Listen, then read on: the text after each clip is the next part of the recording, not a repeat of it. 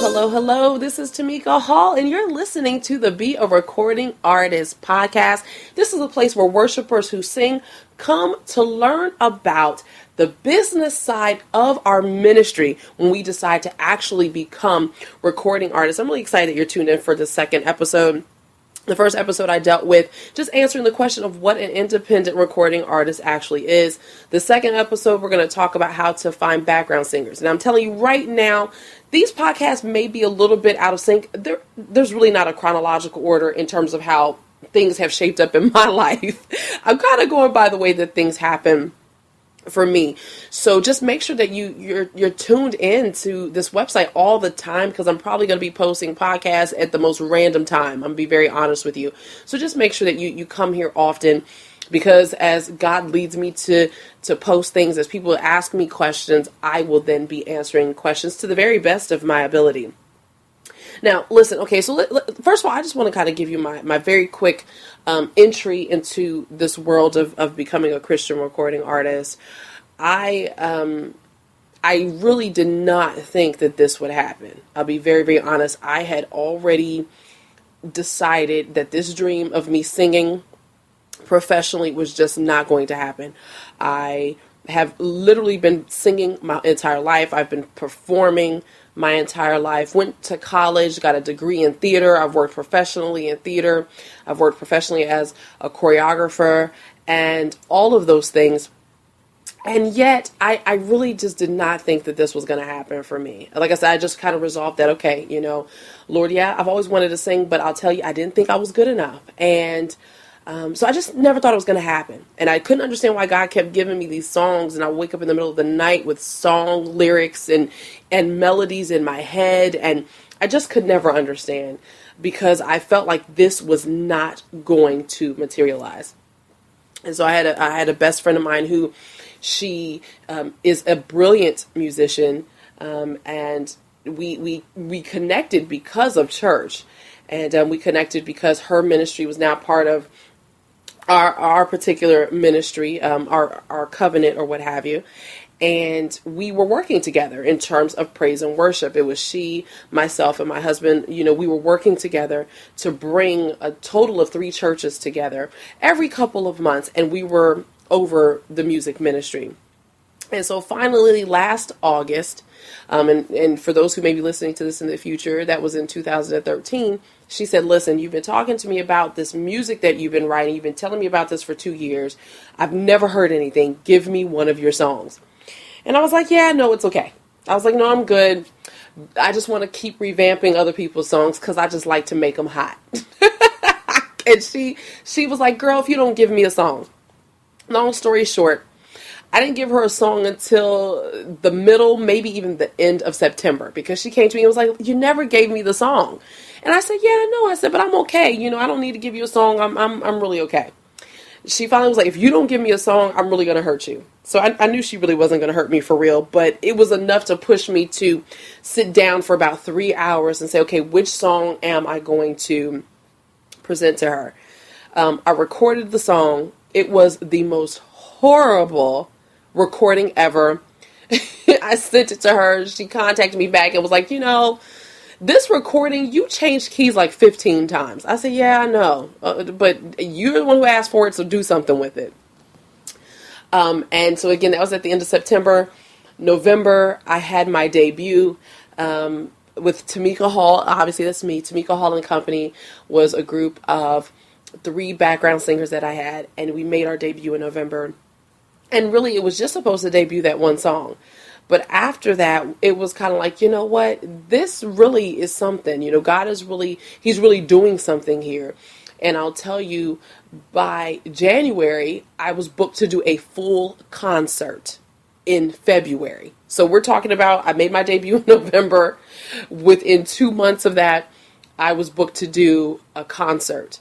And God is just really, really amazing with how he does things. And so when I said all of that to say, not because I feel like I'm great, because I'm definitely not. It's all about God. When we decided, okay, we're going to take this song, we're going to do it. One of the things we had to determine was whether or not I was going to have background singers. Well, I I'm a worshiper. That's who I am. Number one, I'm a worshiper. And I knew from the beginning that my music was worship. And my vision for my music has always been that the songs that I've written, that they would be sung in churches around the world. That is the vision for my music. And so I knew I was going to need background singers, because how can you have praise and worship unless you have people that can sing? And so we had to decide who the background singers were. So she and I, we sat down and we brainstormed different people that we knew could sing. So if you're thinking about the fact that you need singers, I mean, think about who you already know. You know, I know a lot of people like to hold auditions and things like that, and that's all great. I mean, honestly, if you have, first of all, if you've kind of created a name for yourself already where you can hold auditions, then go ahead and do that. And I'm not chuckling because I feel like that's funny. That's just the way that I talk. But if you feel like you need to hold auditions, then do that, because you might be in an area where you're like, look, I'm looking at my pool of people and I don't have anybody. So at that point, you might want to hold auditions. But for me, I was very fortunate. God's very awesome that I was able to really look within the house. And within the house, that was really my circle of people. And from, I believe it was about 4 different ministries, we pulled people that I already knew. And so these are the 4 things that I think are really important when you're finding background singers. Number 1, faith. Do they love the Lord? That really is paramount. Because you're a Christian recording artist. For me, I honestly cannot fathom connecting with someone and connecting my ministry with someone who does not believe in God, and we do not share the same faith. We have to share the same faith. That is, to me, that's really important. And so I think when you're trying to find somebody that's going to sing with you, you have to look at the fact that they're really going to grow with your ministry. And so if they don't understand ministry, number 1, they have to understand the God that you serve, and they have to believe in the God that you serve. Okay? They need to believe in all of that stuff. If they don't believe in that, you kind of need to think twice about whether or not they should sing for you. Now, I'll tell you, this can be a little controversial, because there are some people who will say, well, you know, this is how you draw people. Listen, I totally understand. If you feel like God is leading you to assemble people who do not believe in him, I'm not going to fight you on that, because I can't fight you on what you say God said to you. However, there is power whenever 2 or 3 are gathered in his name. Okay? That is what the word tells us. So you need to have people. I'm not telling you to find perfect people, because none of us are perfect. But we are striving for that, right? And we are striving to live for the King. And so I really believe strongly you need to connect with people. You need to assemble with people. You need to gather with people who believe exactly in what you believe in. The second thing is, I think you need to bring people on board who understand your vision. They have to understand the vision for your ministry. Number 1, do you understand the vision for your ministry? That's something that's really important. So you have to understand what the vision for your ministry is. Like I said, I understood that. I know what my ministry is. It is praise and worship. So that is the music that I write. And that is the flow or the swag or whatever you want to call it that I operate in. And so those people that are connected to me, they understand the vision. Okay, that's so important. That is so important, because I don't want you connected with me and you want to go left when, honestly, I'm not even trying to go right. I'm trying to take a straight path of what I believe is my kingdom duty. So they have to believe in your vision.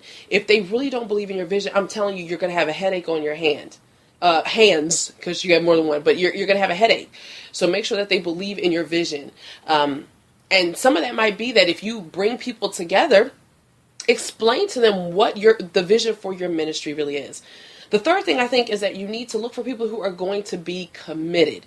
You know, commitment comes in different levels. I mean, some people, they just have issues with commitment, you know, and really, if these are people that you know, I would pay attention. You know, I went with people who are active in their ministries, not necessarily even with praise and worship. I mean, I did not pick the busiest people. I did not do that. The people that are connected to me, that are my singers, they are busy, but I I chose people that could be committed. Okay. Because again, you have some people who they don't show up for rehearsals. They don't learn the music. they can't stay on their note. They never know what their note is. To me, that's all about commitment. Are they loyal? I mean, are they trying to sing for you and 10 other people?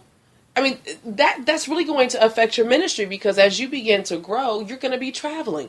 And so you're going to need people that can travel with you. And number two, they are willing to travel with you. And again, that goes back to faith, what they believe, and it goes back to vision. Because if they know that you're trying to do something, then they're going to have to buy into the vision of that. So you got to look at their commitment level. And so for me, here's the thing. I am a married woman. My husband and I, we have 4 children. We're raising 4 children. And we're active in our ministry. And so I know that my schedule is very busy without me traveling or ministering, ministering through song. And so I already know that I'm pretty strapped for time. So people that are connected to me, I needed folks that are honestly not as strapped as I am. And that might sound, what's the word? It might sound a little contradictory, but again, I know what my schedule's like as a mom, as somebody who is active in ministry, who's a wife, and all of those things. And so I was very considerate. I was not biased, but I was very considerate of people who had a similar lifestyle that I did. Initially when we started out, I did have somebody that was singing with me who was a wife and was very, very, very active in ministry. And it did not work out. And some of that is just because they're very busy themselves. There weren't any hard feelings behind it, but it's like they just were too busy to be able to commit to where my schedule really ballooned to. We didn't expect my ministry to take off as it did, but it did. And so when we recognized that it was too busy, we came back to the drawing board, with the singers, to find out if people were still able to be committed fully. The other thing is talent. Oh my goodness. I'm so sorry.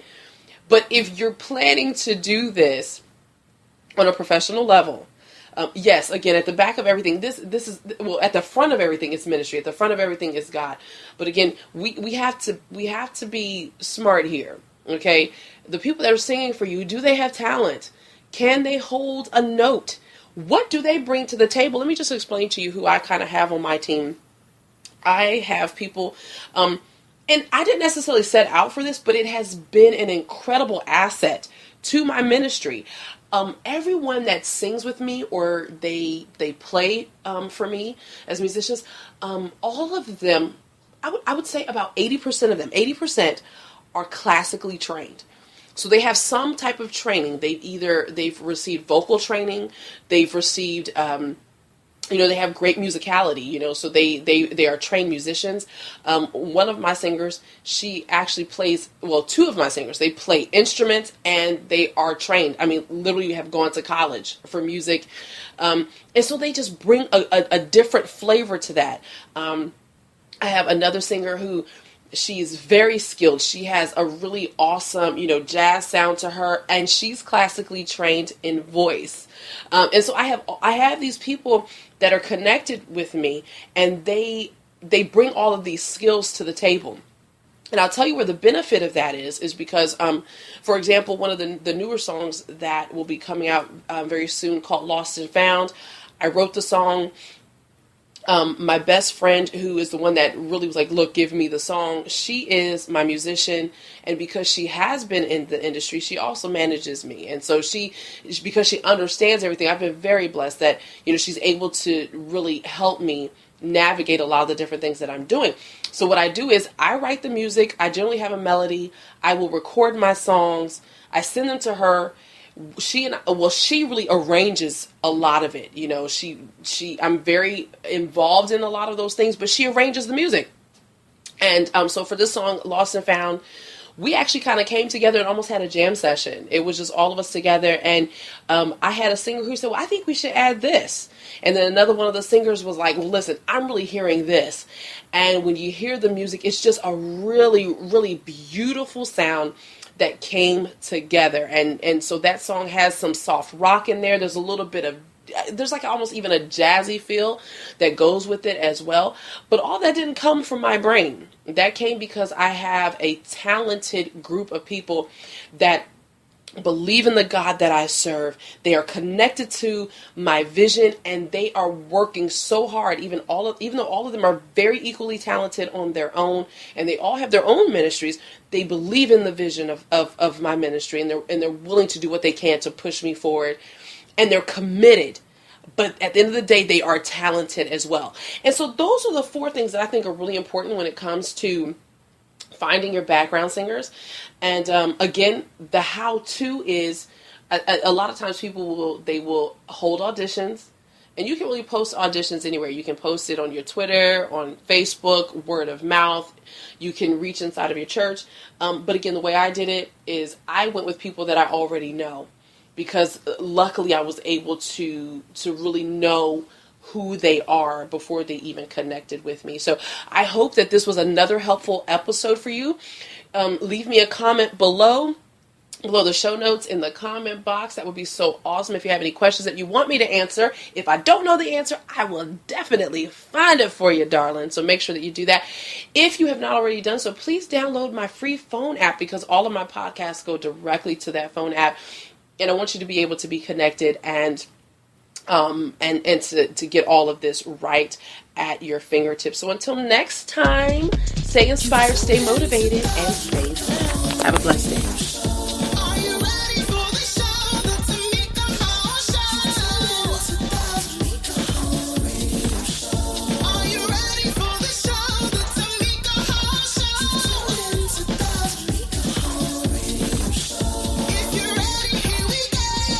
Hope you enjoy the show.